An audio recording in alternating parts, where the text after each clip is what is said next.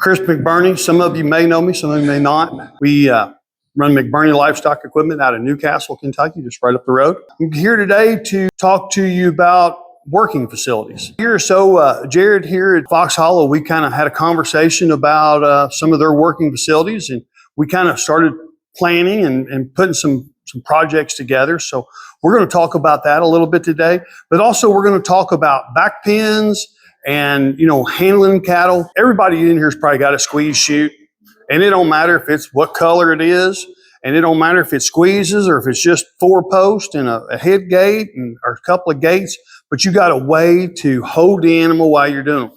So we're going to talk about working the back pens. Easy does it. I don't care what kind of facility you got, if you got it all made out of oil casing pipe or you've just got some cheap, inexpensive panels or whatever you got. But, at the start of it, you've got to have, you've got to reduce the stress on the animals. It's not always days like today that we get to calve out cows. Every day when the cows are having a calf, it's always sunshiny. There's no snow blowing. So, those are things you got to think about. So when you're calving out cows, you want to have a set of pens, maybe something with some cover, somewhere to get them in out of the cold. The day you call the vet to schedule that herd health check, yeah, it's sunshiny, beautiful day that day you're doing it, right? And today is the day that we're doing it. It rained all morning, right? So, and so you've got to have a facility that the vet can stay dry, or you can get the cattle up halfway decent. Who's got them 5 buddies that want to, man, hey, you need some help working your cows? You call me, I'll come help you. Well, that's the last guy I want helping me work my cows, because he's about half loco and he's normal. You get him out there, chasing a cow around, he's going to go ballistic on me. So, not too much help, sometimes less help is best. A good cow dog is worth every dollar you ever pay for it. A bad cow dog, good to stay on the porch. So that's a good dog is worth his weight in gold, but a bad dog, he just ain't worth having. For me and my crew, it's easier to catch cows with that white bucket, and they kind of look at you, or they come out there and you move the electric wire, and the cows just kind of, hey, look, daddy's here to move us to the next pasture, or you got that white bucket, they'll follow you anywhere. It's a whole lot better to do that than to just try to chase them out of the woods on a side by side. The other thing it's really important to walk softly and carry a long stick, because they've got a long stride and they got a long kick to you. And so a flag, I think, is a really good thing to have, a stick, sorting pole of some sort. Really like the flags. We're out of them. I didn't have any to bring, or I'd have brought some, give some away. But, and then, the last key piece to everything I'm going to tell you, you just got to be able to outrun the slowest person in the field. That's all you got to do. Just remember that. All you got to do is be able to outrun that person. You're going to make it to the fence. All right, kick them in the knee, whatever it takes. But you got to make it to the field. So, and cattle are too high, so you want to make sure you get rid of those kind. So we're going to talk about 3 different ways of working cattle, and that's, the bud box. I'm sure some of you's heard about a bud box. We all know what a tub is. And then a 300 panel system. Those are the 3 things I'm going to speak about. So anybody in the room know what a bud box is? So a bud box is a theory. Bud Williams come up with this idea that if we bring the cattle from the north to the south to the closed-in panel, turn around, close the sheeted gate, they'll come back to the north, and then they'll go down their alleyway. That is the theory of how a bud box works. Now, you're not going to run your whole herd in this bud box and anticipate them all going to go down that alleyway. This alleyway will hold 1, 2, 3 cows. So I may run 4 cows in this bud box to feed them in there. And that's all I'm going to push in there. The other negative about a bud box is you got to have a person in here. You've got to put human pressure on these animals to get them to walk past you and go down into that alleyway. So that's a negative for some people in this room. I'm not calling anybody out, but you know what? We don't move as fast as we used to. Cows, they're always in four-wheel drive and we're in two-wheel drive. So those are something you got to think about. So some of the negatives about a bud box is that you've got to be in there with them. If you're running cattle through multiple times, if you're setting cattle up for AI, breeding, or anything like that, I know we call them silly, stupid old cows, but by God, they got a pretty good memory. They can remember about everything that you do to them, because the first time you put a cedar in them, and in 7 days later you're going to bring them back in, they've already got figured out that we're going to do that again. That wasn't comfortable. So when you're going to run animals multiple times through there, they tend not to flow as good the third, the fourth, the fifth time going through. So those are some of the things about a bud box that are kind of negative. A lot of my feeder guys like them because they flow fast, they move quickly, and it works. But when they're treating sick cattle or cattle that need to be retreated, they tend not to go down the alleyway as well.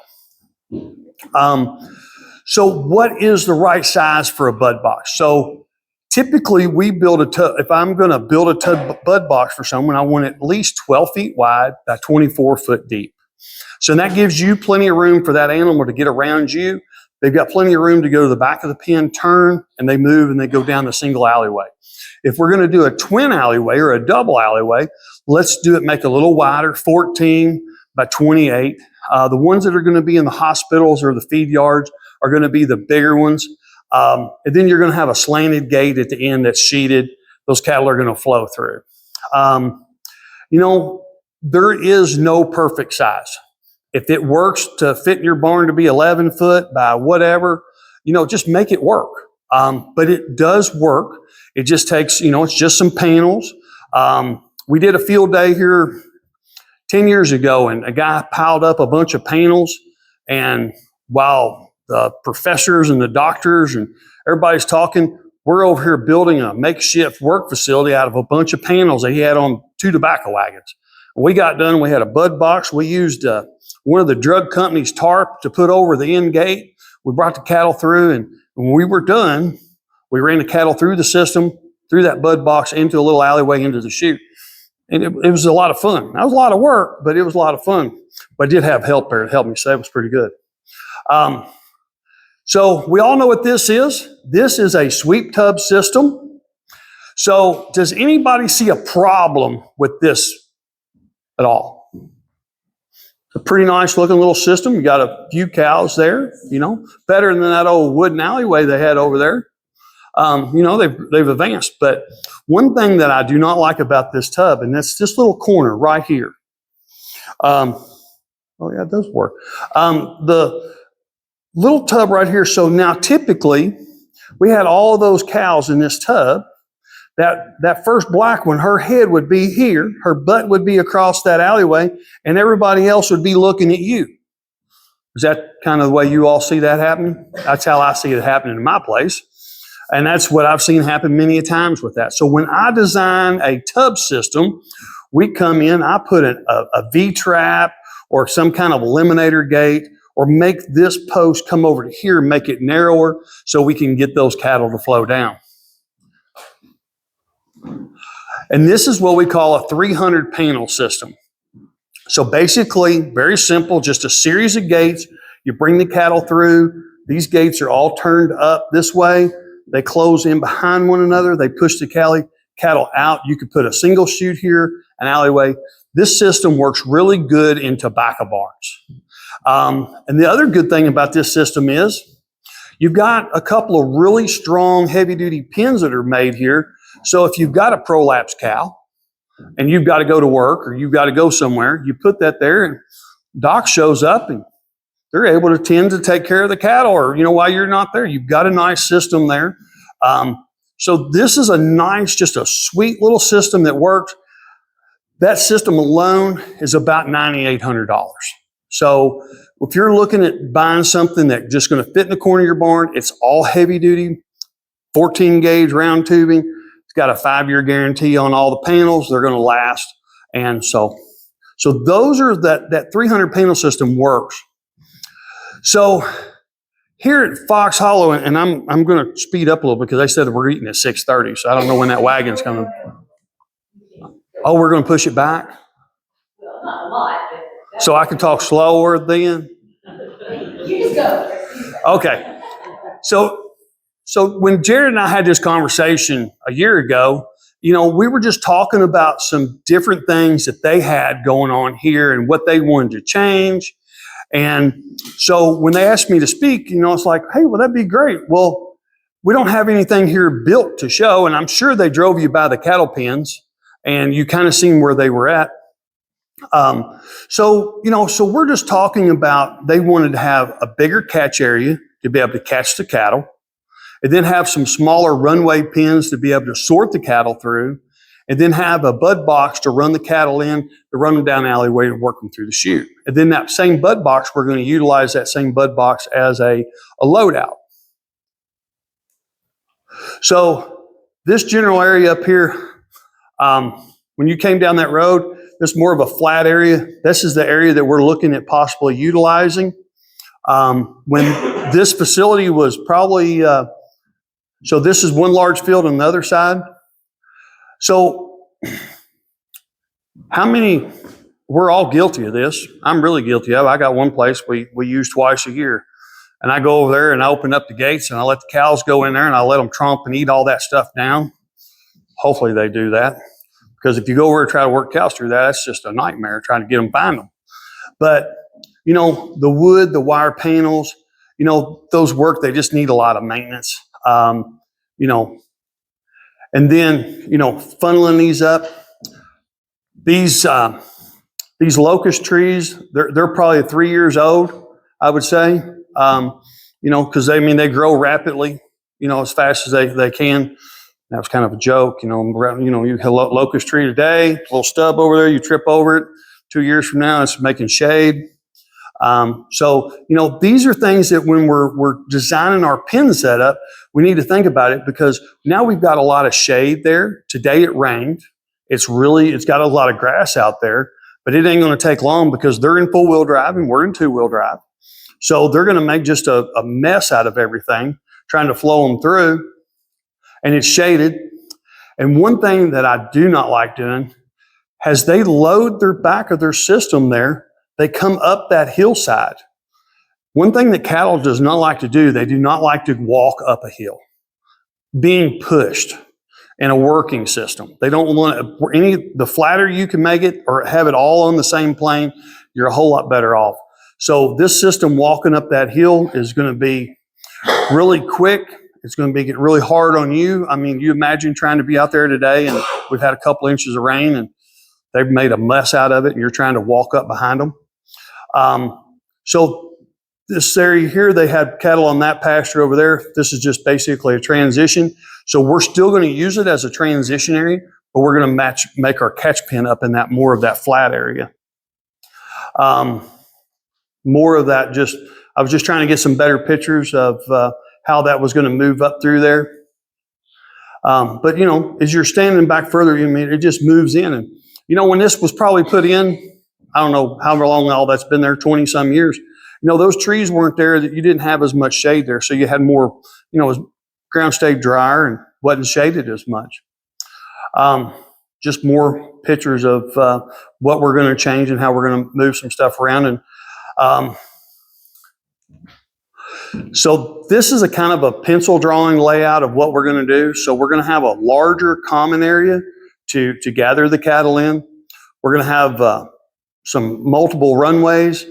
So I personally, when I'm designing a facility for somebody, I always think about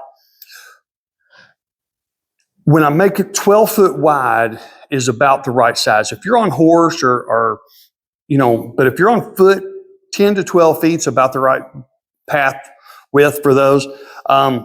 So as those cattle are coming by you, they can get by you, and we've all had that one that she'll snort at the heifer or something. She'll snort or blow at you, then she'll go on. But if you're a little narrow, she'll try to get you. So moving those cattle through, but then being able to sort those cattle before we get to the bud box. So who in this room runs all their cows and calves together? And this is not a right or wrong answer. I mean, sometimes it doesn't work to, maybe you don't have multiple pens that you sort, you just run them all together. But if you could sort your cows and your calves from one another, and then you're going to have 2 different vaccine boxes. You're going to have a vaccine box for your calves. You're going to have a vaccine box for your cows. Then you're bringing them up, and then, everything is bit and give to the cows. You preg check them, then you could come back and work your calves after that, or you work the calves before. Depends on when the vet's coming. So, being able to sort and move those cattle around. So a set of back pens can make you, in my personal opinion, can make you a lot of money because you can sort those cattle easier. You and your wife are going to go to bed that night probably talking to one another. So those are things that, we can do to kind of help you figure out a better way to, catch your cattle, get them in. So we're going to use a bud box here, and then some kind of a load out there. We've got a nice asphalt road out there that they can build a load out to. We have to load those cattle, have a 16 or 20 foot alleyway. So a lot of these, what we've talked to with Jared about is, we haven't got everything set in. So we created a budget for them. That's all we've really done. We created a budget. So this place is operated with a board. And so it ain't like the husband and wife that talk about it, or the husband that tells his wife what he did. It is actually they have a conversation about what they're going to do. So they're planning to do this. It'll probably be in the fall. They'll get approval for it. They might approve all of it. They may approve half of it. So we give them some ideas of what it would cost so they can set a budget. And that's like any program or anything that we do. I'm going to pick on Bobby here a little bit. Bobby calls me up and says, hey, I want to do this. And I'll ask Bobby, well, how much money do you want to spend? Well, Bobby's going to crawfish on me a little bit. Now, I don't want to tell you how much money I want to spend. But all I want to know is how much money do you have budgeted for this? Because if you say, hey, I got $10,000 for this, I want to get you $12,000 worth of stuff for $10,000. So that's all I'm trying to do. I want to get you as much bang for your buck as we can get you. So that's one of the things I'm going to ask you. How much money do you want to spend? And like here, we've set a budget. We're going to see how that budget comes through. If they approve it, we'll probably start construction in the spring and get everything put in for them. So that's kind of somehow we work, and that's how we do some of these things. Is there any questions? Anybody got any questions about working facilities, tubs, bud boxes? All right. Yes, sir. You thought about putting a creep gate in there? Creep gate in where? On the drawing there. So when you're working those cows in that corner, the calf goes on through the creep gate and it sort of itself off about Easter. We have done those creep gates, and that is a good question. We've done that before. I really like the creep gate where you actually leave the creep gate in over. You put everybody together, and then you've probably seen some of the videos. The guys are up here. They're or they've got a low gate, and the cows walk this way and the calves walk this way. You can do that pretty easy. You can creep those cows, or have the calves where they're creeping and coming through. That's something that they could. And with this, you could add that at a later date. But those are good ways to be able to move your cattle and catch. So you put a bunch of cows in that lower pen, and those cows stand down there for an hour, maybe 2. And we get up here and we start pushing the cows up, and we're trying to just sorting the cows. And you know how you bring a few cows up, the cows move on, and the calves will stay behind. If you just give them a little bit of time, those calves will just stay by themselves, and you just move those cows in. And that last few, maybe the last 10%, you'll have to argue with the calves to get them off the cows or something like that. But typically, you can sort most of them that way. But is there any other questions? Well, thank you all for coming out today. And I know it's been a nasty, rainy day. But thanks to Fox Hollow for having us out here today. And I know it's been a rainy day. I know it wasn't really what we planned on. We were planning on being out by the pens. But thank you all for letting us be here. And I'm going to turn it over to Doc here and let her visit with you. You're going to introduce her.